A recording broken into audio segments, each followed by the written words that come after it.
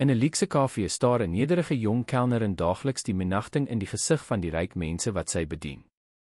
Maar alles verander toe 'n spotlustige miljoenêr 'n wrede uitdaging voor almal stel: "As jy in gebare kan praat, laat ek jou met my seun trou." Wat bedoel was as 'n vernedering verander in 'n oomblik van moed en waarheid. En die kelnerin se eenvoudige gebaar, gedryf deur empatie, is die begin van 'n storie wat niemand ooit sal vergeet nie. Die son het skaars opgekom toe Anja Botha haar oë daardie maandagoggend oopmaak. Die wekker het nog nie gelei nie, maar sy was al gewoond daaraan om voor dit wakker te word. Dit was so sedert haar ouma Mimi, meer konstante sorg begin benodig het. Op 78-jarige ouderdom het die matriarg van die familie aan gewrigsprobleme gelei wat haar mobiliteit bemoeilik het. Met versigtige bewegings om nie geraas te maak nie, het Anja opgestaan, die eenvoudige bed opgemaak en die gordyne van die klein slaapkamer oopgetrek. Die uitsig vanuit die venster het die sonsopkoms in Bellville, 'n voorstad in die noordelike stadsgebiede van Kaapstad, gewys, met sy eenvoudige huise en die Tygerbergheuwel in die verte. Dit was nie die toneel van die poskaarte wat toeriste geken het nie, maar dit was haar tuiste. "Anja, is dit jy wat wakker is, my kind?" Ouma Mimi se stem kom uit die kamer langsaan. "Dis ek, ouma." "Bly lê maar nog 'n rukkie, dis nog vroeg," antwoord sy terwyl sy badkamer toe stap. Die oggendroetine was altyd dieselfde, 'n vinnige stort, ontbyt voorberei vir haar ouma, medisyne uitgesit met die nodige notas oor tye en dan gereed maak vir werk. Anja het as kelnerin by Kafee Kampsbaai gewerk, 'n elegante eetplek wat deur die Kaapse elite in die suidelike voorstede van die stad besoek is.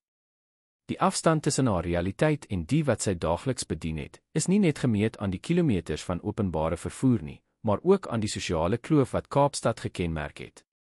Nadat sy alles georganiseer en 'n soen op haar ouma se voorkop gedruk het, het sy haar handsak gegryp en straat toe gegaan. Die lig was al heeltemal helder toe sy die klein hekkie van die steenhuis waar sy gewoon het, toemaak. Op pad na die bushalte het sy by die bure se huis verbygeloop en outomaties na die venster op die tweede verdieping gekyk. Daar was hy, soos elke oggend, Kobus, 'n seentjie met nuuskierige oë en 'n skaam glimlag wat die beweging in die straat deur die glas dophou. Anja het gewaai en haar vingers het vinnig 'n reeks bewegings in die lug gevorm. "Goeiemôre.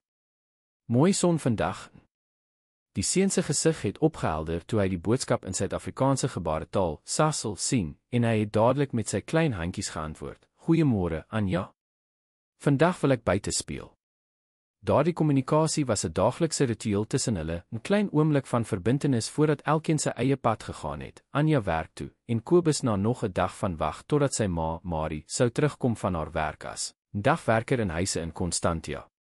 Terwyl sy gewag het vir die stampvol bus wat haar na Kampsbaai sou neem, het Anja onthou hoe alles 3 jaar gelede begin het.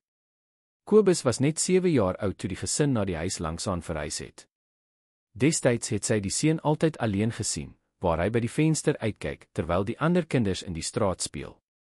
Eendag het sy gesien hoe 'n paar seuns probeer het om Kobus te roep om bal te speel, maar die seun het hulle net sonder reaksie dopgehou, wat gemaak het dat hulle tou opgegooi het.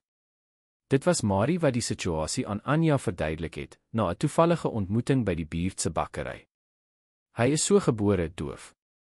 Ek het probeer om daardie gebaretaal te leer, maar ek werk heeldag en het nie tyd nie. Dis moeilik, jy weet.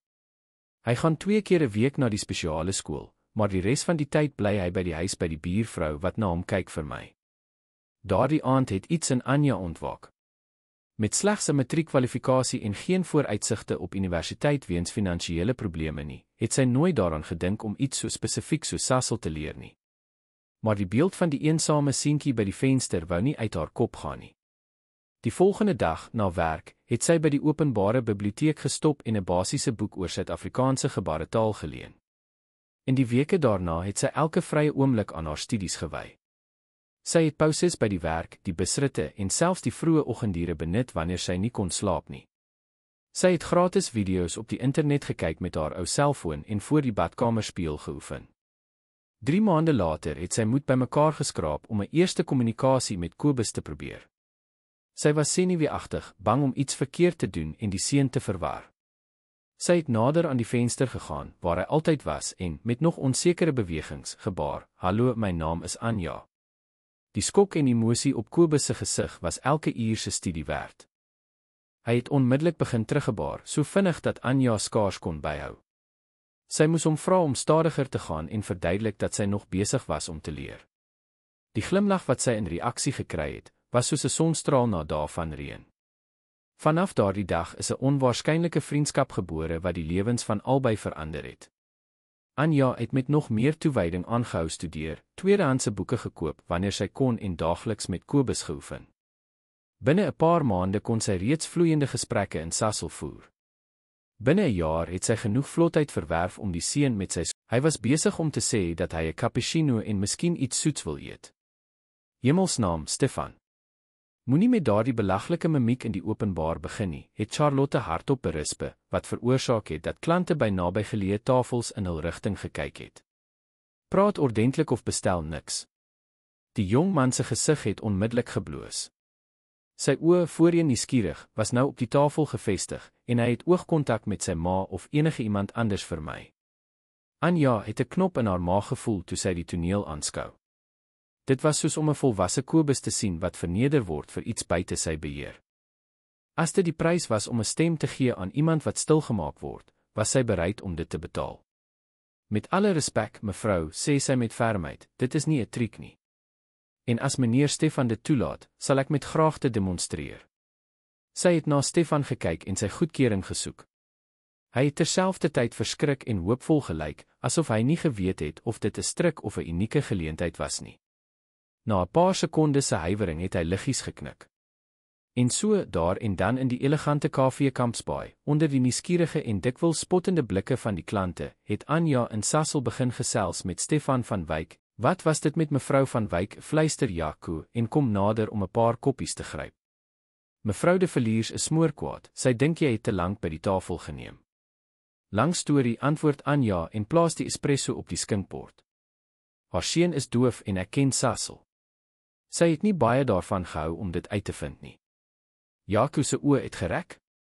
Jy ken gebaretaal. Van wanneer af? Vir 3 jaar? Ek het dit geleer as gevolg van Kobus, my buurman. Sjoe, dis ongelooflik, Anja. Maar wees versigtig. Daardie vrou het genoeg mag om hierdie kafee 10 keer te koop en te verkoop as sy wil. Anja het geknik en die implisiete waarskuwing in haar kollega se woorde erken. Sy het die cappuccino klaargemaak en 'n ruim sny sjokoladekoek op 'n bord gesit, dit versier met 'n klein kruisementblaar en 'n streepie sous, soos sy. Die gewig van die onreg het gemeng met die onmiddellike bekommernis. Hoe sou sy 'n week sonder salaris oorleef? Hoe sou sy dit aan ouma Mimi verduidelik? Toe sy by die agterdeur van die kafee uitstap, soos beveel, is sy verras deur 'n stem wat haar naam roep. Sy het omgedraai en Stefan van Wyk daar sien staan, duidelik nadat hy om die blok geloop het om haar te onderskep. Jammer, het hy vinnig gebaar. My ma sy moes dit nie gedoen het nie. Anja het haar kop geskit en die onreg van die situasie in haar bors voel brand. Dis nie jou skuld nie. Maar nou is ek vir 'n week geskort sonder betaling. Sy was nog altyd so, het Stefan voortgegaan, sy gebare gelaai met frustrasie. Sy dink sy kan alles en almal om haar beheer. Sy het nooit my doofheid aanvaar nie, sy het dit altyd as 'n gebrek gesien, iets om weg te steek of reg te stel. Anja het geknik en presies verstaan wat hy sê. Sy het soortgelyke houdings aanskou, alhoewel minder ekstreem, met Kobus en ander dowe mense. Die gesprek wat ons gehad het. Stefan het gehuiwer, sy vingers het die gebare versigtig gevorm. Dit was die eerste regte gesprek wat ek in 'n lang tyd gehad het.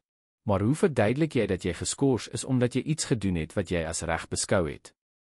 Hoe sê jy dat jy dalk selfs jou werk in die komende dae permanent kan verloor? Dis dan goed. Jy kan my geselskap hou. Weet jy van daardie nuwe buurvrou in 302?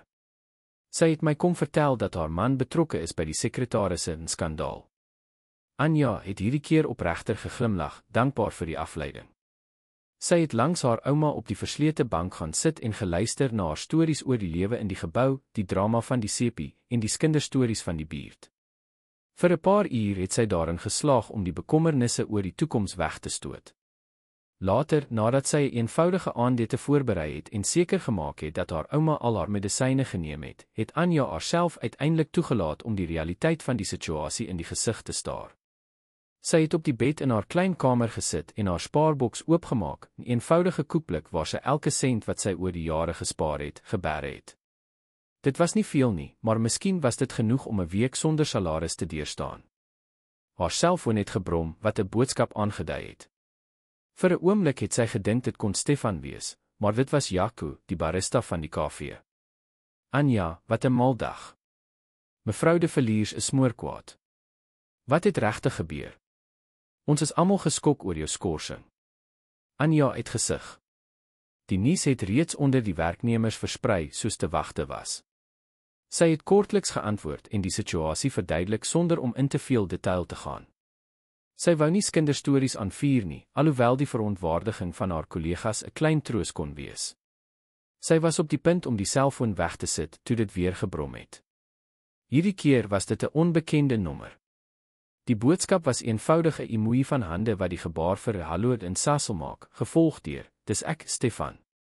Ek wou net bevestig of dit regtig jou nommer is." Mengsel van vrees en iets soos hoop het in haar bors ontstaan. Sy het met 'n eenvoudige "ja, dis ek" en 'n glimlaggende emoji geantwoord, sonder om presies te weet waar daardie gesprek hulle sou lei. Die antwoord het byna onmiddellik gekom: "Ek kan nie ophou dink aan wat vandag gebeur het nie. My ma is woedend. Ek het haar nog nooit so kwaad gesien nie. Ek dink dit was omdat sy besef het dat, vir die eerste keer, iemand my regtig verstaan het." Anja het nie geweet wat om te antwoord nie. Aan die een kant het sy 'n onverklaarbare verbintenis met Stefan gevoel na 'n kort, maar intense gesprek. Aan die ander kant het sy die gevolge gevrees om met hom in kontak te bly, veral met inagneming van Charlotte van Wyk se mag en invloed. Voordat sy kon besluit hoe om te antwoord, het nog 'n boodskap aangekom: "Jy moet dink ek is mal om so kontak te maak. Maar ek moet jou weer sien. Ek het 'n voorstel vir jou." 'n Voorstel? Watter soort voorstel kan 'n miljoenêr erfgenaam vir 'n geskorste kelnerin hê? Nuuskierigheid het haar versigtigheid oorwin en Anja het geantwoord: "Watter soort voorstel? Ek kan nie per boodskap verduidelik nie. Dis baie belangrik. Kan ons môre ontmoet? Iewers diskreet, ver van die kafee en my ma se maatskappy af." Anja het gehuiwer, haar vinger het oor die selfoon se sleutelbord gesweef. Dit was mal om te oorweeg om so gou na die voorval by die kafee met Stefan te ontmoet. En tog het iets binne haar gedryf om te aanvaar. Miskien was dit die onverwagte verbintenis wat sy tydens hul gesprek in Sasel gevoel het, of miskien was dit net die nuuskierigheid oor wat hy sou wou voorstel. Of miskien, het sy aan haarself erken, was dit die desperate situasie waarin sy haar bevind het, geskort, sonder salaris, met rekeninge om te betaal en 'n afhanklike ouma om te onderhou. Watter alternatiewe het sy gehad, behalwe om ten minste te luister na wat Stefan te sê gehad het? Goed, het sy uiteindelik getik. Môre om 10 uur by die Kirstenbosch Nasionale Botaniese Tuin. Dis publiek genoeg om veilig te wees, maar rustig genoeg om te gesels. Die antwoord het onmiddellik gekom, asof Stefan angstig gewag het. Perfek. Ek sal daar wees. Dankie, Anja. Dit beteken baie vir my. Anja het die selfoon weggesit, op die bed gaan lê en na die afskilferende plafon van haar kamer gestaar. Die dag wat soos enige ander begin het, het in iets heeltemal onverwags verander. In minder as 24 uur is haar lewe onderstebo gekeer. Terwyl die slaap uiteindelik gekom het, gesis deur die verre klank van musiek van die straat af en die ligte gesnork van ouma Mimi in die kamer langsaan, kon Anja nie dink dat dit net die begin was van 'n nog groter transformasie wat sou kom nie. Die Kirstenbosch Nasionale Botaniese Tuin het al sy pragt daardie herfsoggend vertoon. Die historiese herehuis het indrukwekkend teen die agtergrond van die Tafelbergwoud uitgestaan, terwyl die reghoekige swembad voor die gebou die blou lig van Mei weerspieël het. Anja het 'n paar minute voor die ooreengekome tyd aangekom en 'n diskrete bankie naby die eeueoue bome gekies wat die tuin bevolk het. Sy het sleg geslaap, wisselend tussen finansiële bekommernisse en die angs oor die ontmoeting met Stefan. Wat kon hy wou hê? Watter soort voorstel sou hy vir haar hê? Die onsekerheid het haar verteer, maar iets binne haar het gesê sy moet ten minste luister na wat hy te sê gehad het. Sy kyk na haar horlosie, 9:55. Sy al diep asem en probeer haar senuwees kalmeer. Sy het eenvoudige klere aangehad, jeans, 'n wit hemp en 'n ligte baadjie om teen die koel oggendbries te beskerm. Eintlik weet sy nie eens dat ek beplan om dit te doen nie. Die amptelike agenda is om ons volhoubare bouprojekte te wys, wat basies groen fasades vir konvensionele ontwikkelings is. Anja frons en begin verstaan waarheen hierdie gesprek op pad was. Jy wil jou projek sonder haar toestemming voorlê. En hoe presies sou dit werk? Dis waar jy inkom, het Stefan gebaar en effens vorentoe geleun, die opgewondenheid sigbaar in sy postuur. Ek het 'n Sasol-tolk nodig. Iemand wat my aanbieding vir die beleggers kan vertaal, wat natuurlik nie gebaretaal verstaan nie. Maar het die maatskappy nie gehuurde tolke daarvoor nie? Ja, ons het 2 amptelike tolke. Maar hulle is mense wat al jare vir my ma werk. As ek hulle van hierdie plan vertel, sou sy binne minute weet. Anja het van die bank opgestaan, skielik te senuweeagtig om te bly sit. Sy het 'n paar tree geloop en probeer verwerk wat Stefan voorstel. Laat my sien of ek reg verstaan, het sy gebaar en omgedraai om hom in die oë te kyk. Jy wil hê ek, 'n kelnerin wat jou ma reeds haat, moet by haar maatskappy se hoofkantoor ingaan, aan 'n vergadering met internasionale beleggers deelneem, en as jou tolk dien om 'n projek voor te lê wat sy nie goedgekeur het nie. Dit sou basies 'n korporatiewe staatsgreep wees. Stefan het ook opgestaan en met 'n ernstige uitdrukking nader aan haar gekom. As jy dit so stel, klink dit mal, ek weet. Maar dink daaroor, dis nie 'n staatsgreep nie. Dis bloot om 'n stem te gee aan idees wat gehoor behoort te word. Idees wat die lewens van dosyne mense met gestremthede kan transformeer wat waardige werksgeleenthede sou kry. Jou ma het my ontslaan omdat ek met jou in Sasol gepraat het. Stel jou voor wat sy sou doen as ek aan so iets deelneem. Sy sal niks voor die beleggers kan doen nie. En as die projek goed ontvang word, wat ek seker is dit sal sy dit ernstig moet oorweeg. Hierdie beleggers verteenwoordig 'n inspuiting van meer as 50 miljoen in die maatskappy. Anja het haar kop geskud, ongelowig oor die vermetelheid van die plan. En tog was daar iets daarin wat diep aanklank gevind het. Was dit nie presies wat sy altyd met Kobus probeer doen het nie? Om hom 'n stem te gee in 'n wêreld wat verkies het om hom te ignoreer. Hoekom ek, het sy uiteindelik gevra. Daar is professionele tolke wat jy in die geheim kan huur. Omdat jy my verstaan, antwoord Stefan sonder huiwering. Nie net my gebare nie, maar wat daar agter lê. Ek het dit gister gesien in die manier waarop jy my woorde met emosie, met presisie vertaal het. En veral omdat jy nie bang is om my ma te konfronteer nie. Anja het amper gelag vir hierdie laaste opmerking. Natuurlik was sy bang vir Charlotte van Wyk. Die vrou het genoeg mag gehad om haar lewe te vernietig as sy wou. Sy het trouens reeds begin. En wat kry ek hieruit, het sy gevra, nie uit hebsug nie, maar uit pure selfbehoudsinstink. Behalwe die risiko om my werk by die KV permanent te verloor en dalk nooit weer in enige ordentlike onderneming in Kaapstad te kan werk nie. Stefan het diep asem gehaal voordat hy geantwoord het, asof hy op die punt was om 'n belofte te maak wat hy nie kon breek nie. As die projek goedgekeur word, sal jy die eerste persoon wees wat ek aanstel. As die amptelike konsultant vir toeganklikheid en insluiting van Wyk konstruksie, met 'n salaris wat ooreenstem met jou ervaring en kennis. Die voorstel het Anja onkant betrap. Dit was nie net geld nie, dit was professionele erkenning, 'n werklike loopbaangeleentheid in iets wat sy uit passie geleer het, nie uit verpligting nie. Is jy ernstig, het sy gevra en sy uitdrukking noukeurig bestudeer. Ek was nog nooit so ernstig in my lewe nie, antwoord Stefan, sy gebare ferm en beslis. Jy het iets wat die meeste insluitingsprofessionals nie het nie, werklike veldervaring. Jy het Sasol geleer uit 'n opregte behoefte aan kommunikasie, nie net as akademiese opleiding nie. Dit maak al die verskil. Anja het omgedraai en die historiese herehuis voor haar bekyk. Die kontras tussen die klassieke skoonheid van die argitektuur en die welige natuur rondom het die konflik binne haar weerspieël, die veiligheid van die bekende pad teenoor die wilde en onvoorspelbare moontlikheid wat Stefan gebied het. Ek moet dink, het sy uiteindelik gebaar. Dis 'n te groot besluit om so dadelik te neem. Natuurlik, ek verstaan, antwoord Stefan, sigbaar teleurgesteld, maar met respek vir haar huiwering. Maar ons het nie baie tyd nie.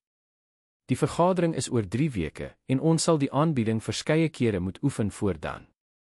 Anja het geknik en die dringendheid verstaan. Hoe lank het ek om te besluit? Kan jy my oor môre antwoord gee? Ek weet dis min, maar ons moet regtig met die voorbereidings begin. Goed, het sy ingestem. Ek sal rustig daaroor dink en jou laat weet. Hulle het nog 'n paar woorde gewissel en ooreengekom hoe hulle in die komende dae sou kommunikeer. Die aanvanklike spanning het plek gemaak vir 'n vreemde kameraadskap, asof albei erken het dat, ten spyte van die enorme verskille in hul lewens, hulle iets fundamenteels gedeel het, die begeerte om werklik gehoor te word. Toe hulle afskeid neem, het Stefan vir 'n oomblik gehuiwer, asof hy iets meer wou sê.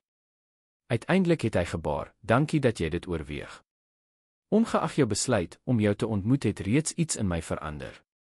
Anja het effens geglimlag, nie in staat om die komplekse mengsel van emosies wat sy gevoel het, te verwoord nie. Sy het hom dopgehou terwyl hy met die klippad van die park weggestap het, terug na die wêreld van voorregte en met daardie taal wat jy geleer het om met klein Kobus te praat. Haar ouma se oë het geblink van trots. Sien jy? Ek het altyd gesê dat hierdie goedhartigheid van jou eendag beloon sou word. Anja het geglimlag, geraak deur die onwrikbare geloof wat haar ouma altyd in haar gehad het. Van kleins af het ouma Mimi haar altyd aangemoedig om haar hart te volg, selfs wanneer die wêreld teen haar drome gelyk het.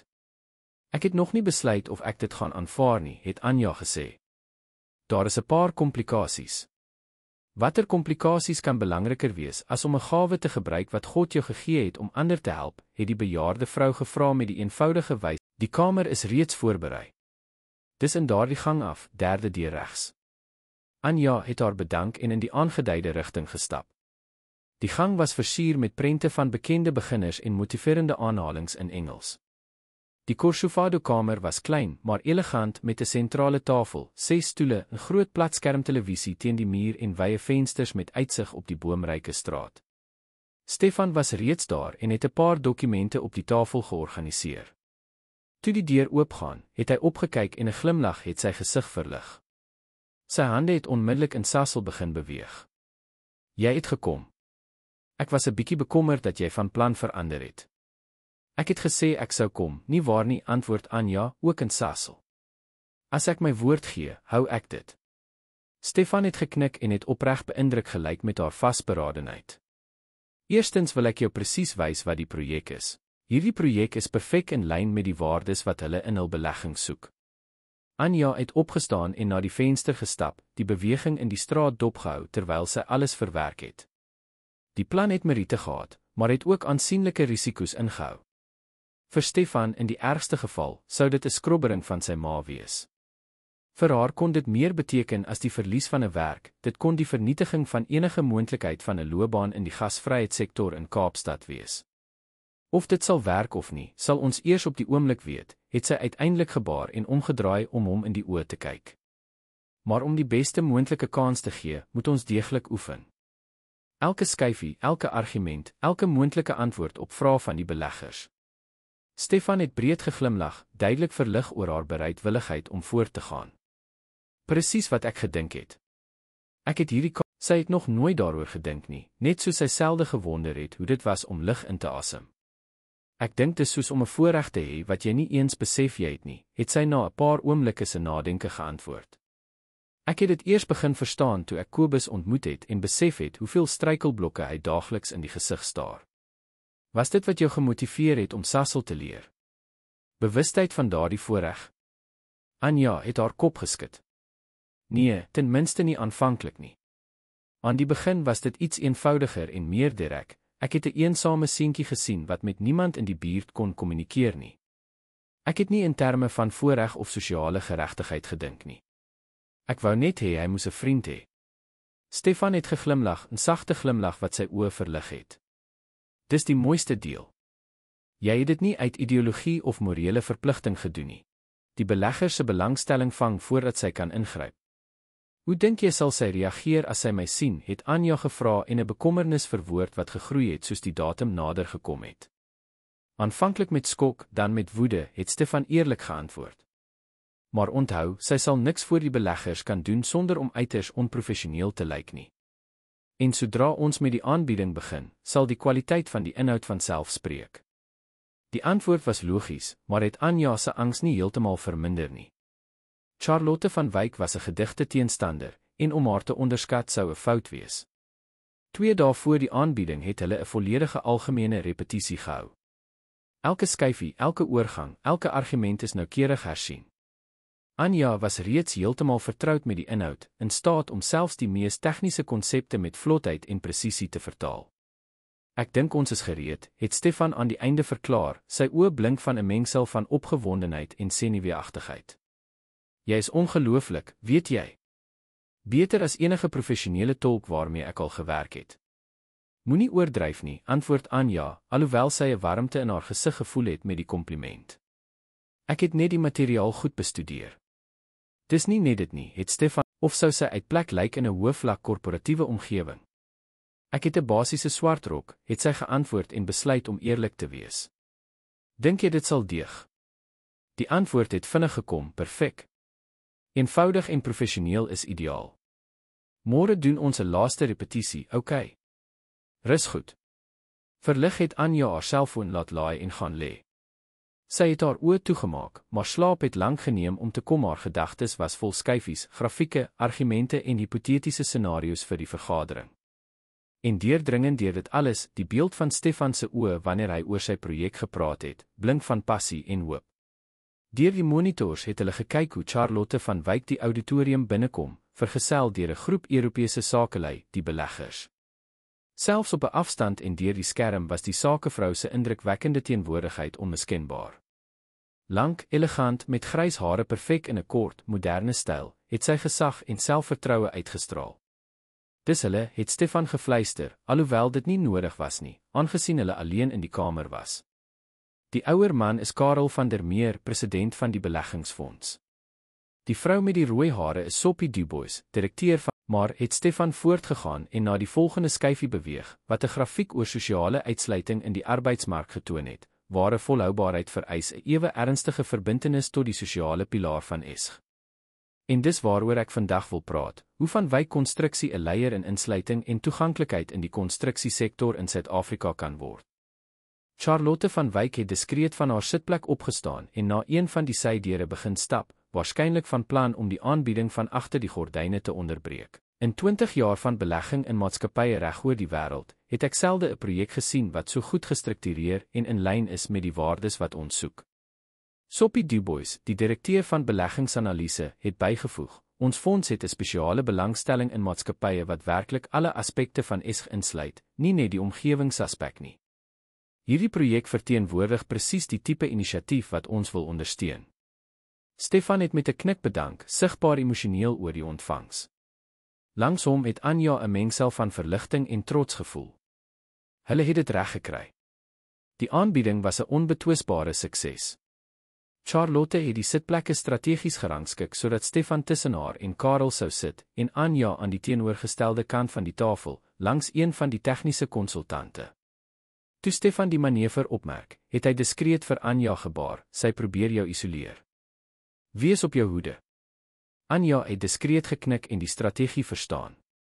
Charlotte wou haar deelname verminder, miskien in die hoop dat sy sonder direkte kommunikasie met Stefan oorbodig sou lyk.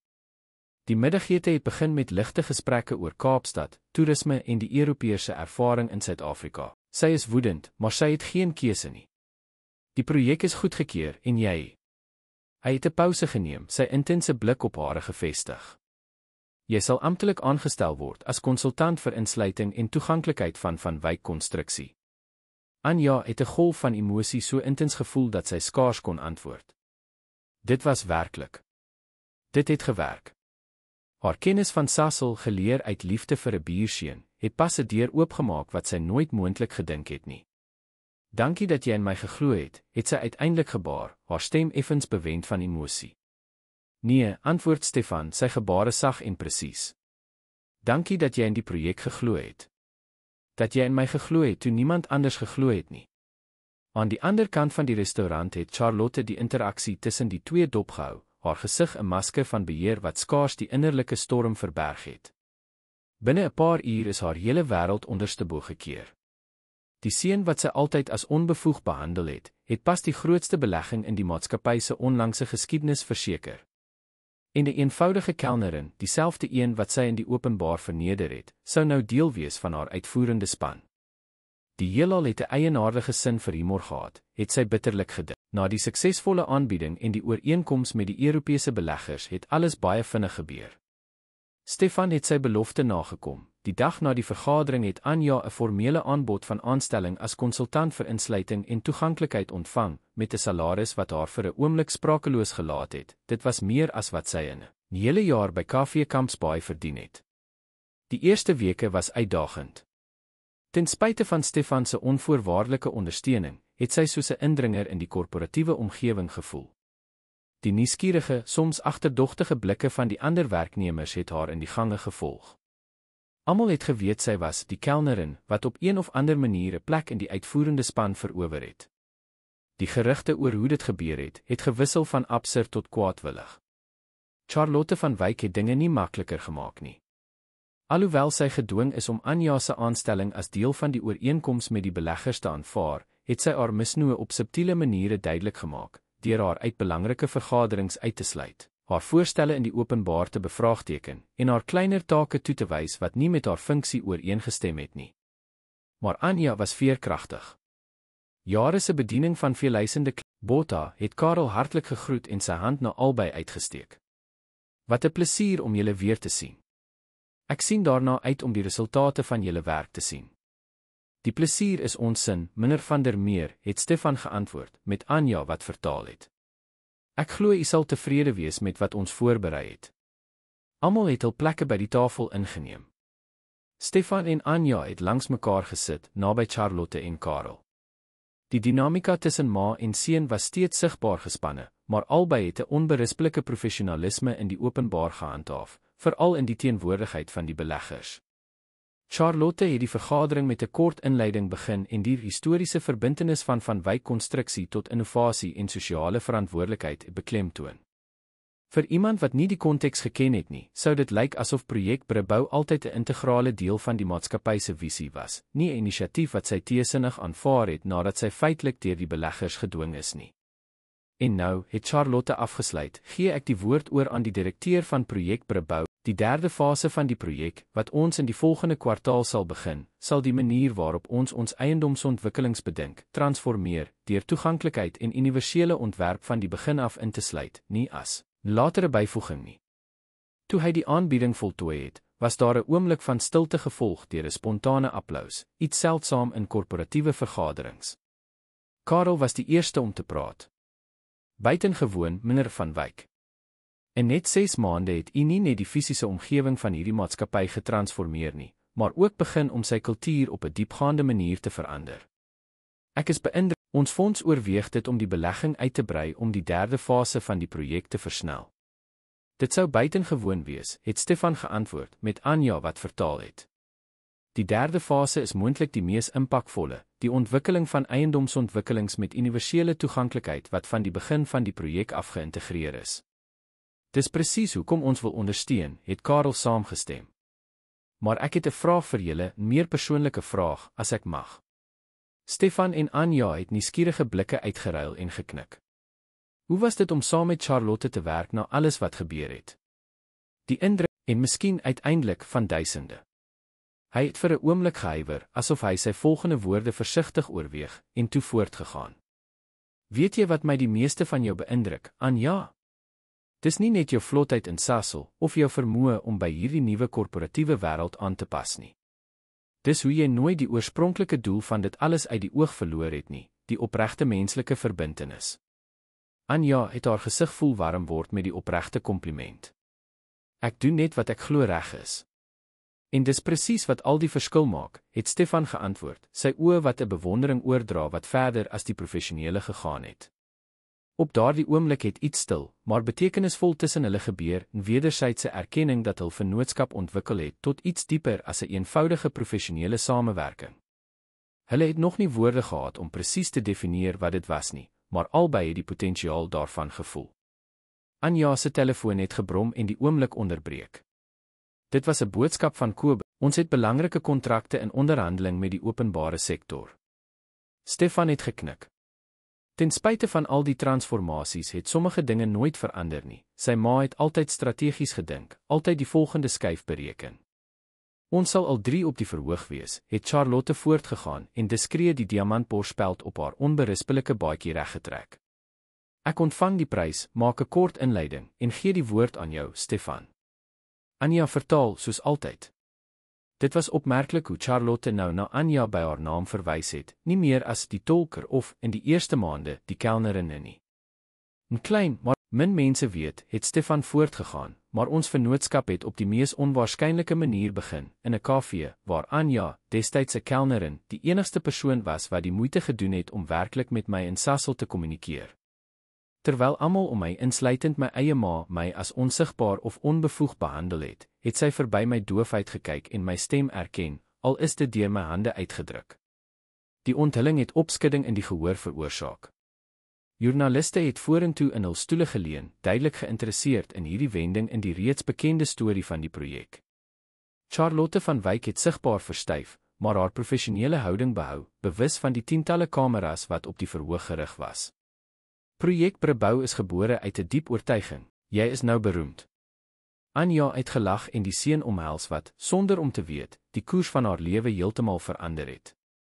Ek is nie beroemd nie, Kobus. Ek het net gedoen wat ek gedink het reg is. Soos altyd het ouma Mimi opgemerk en met duidelike trots na haar kleindogter gekyk. Van kleins af was jy altyd so, Anja. Jy sien wat ander nie sien nie. Stefan het die interaksie met 'n glimlag dopgehou, bekoor deur die dinamika tussen Anja en haar geliefdes. Toe sy hom formeel aan ouma Mimi voorstel, het die hartlike drukkie wat hy van die bejaarde vrou ontvang het hom onkant betrap. Hy was meer gewoond aan die ingetoe formaliteit van sy eie familie. So jy is die jong man wat uiteindelik my kleindogter se waarde erken het ouma Mimi gesê en sy hande tussen hare gehou. By die inhuldigingsseremonie, baie eenvoudiger as die prysuitdeling, maar oneindig meer betekenisvol vir Anja, was slegs die werklik belangrike mense teenwoordig, die leerders, dowe en horende kinders wat belangstel om Sasol te leer, hul families. Kobus, nou 'n junior assistent in die klasse vir jonger kinders, ouma Mimi en 'n paar medewerkers van die projek. Tot almal se verbasing het Charlotte van Wyk ook opgedaag, diskreet, en in die agterste ry gaan sit tydens die kort seremonie. Toe Anja haar sien, het die sakevrou net kort geknik, 'n minimale gebaar van erkenning, maar een wat 'n enorme evolusie in die verhouding, in die klaskamer, onbewus van enigiets behalwe mekaar se teenwoordigheid, het Stefan en Anja die eerste klasse van die gemeenskapsentrum beplan, hul hande dansend in die lug in 'n perfekte choreografie van gedeelde idees en verweefde drome. Die taal wat hulle verenig het nou uitgebrei en brugge gebou vir ander wat, soos hulle, net werklik verstaan wou word. Die volgende dag, toe sy die eerste klas angstige kinders ontvang het wat gretig was om Sasol te leer, het Anja 'n diep sekerheid gevoel wat sy met Stefan